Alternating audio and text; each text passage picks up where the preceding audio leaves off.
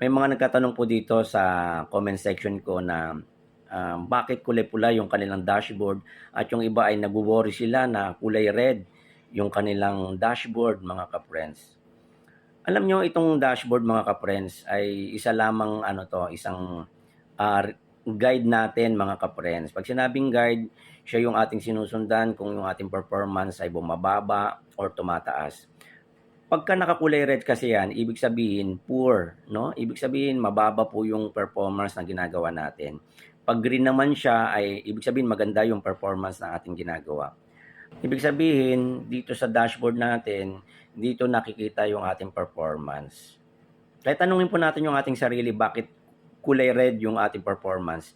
Marahil may kulang doon sa ating ginagawa, mga ka-friends. Marahil hindi 100% na ginagawa natin yung ating part or nisipagan na tinatawag natin, no?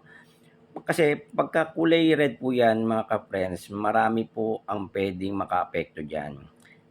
Katulad ng ating content na ina-upload, no, mga ka-friends. Kasi kung hindi naman engaging yung content na ating ginagawa, wala pong mag-i-interest na mga audience natin diyan, no? Kailangan po 'pag sa pagpo-post natin ng content, kailangan engaging po siya. Ibig sabihin, meron silang matututunan na lesson doon sa mga content na ating pina-publish.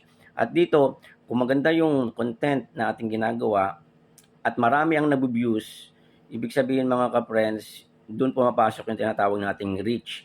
Ibig sabihin, pinapakalat ni Sir Meta 'yan hindi lamang doon sa mga followers natin, kahit do'n sa mga non-followers, audience natin ay puwedeng ipakalat itong mga video natin.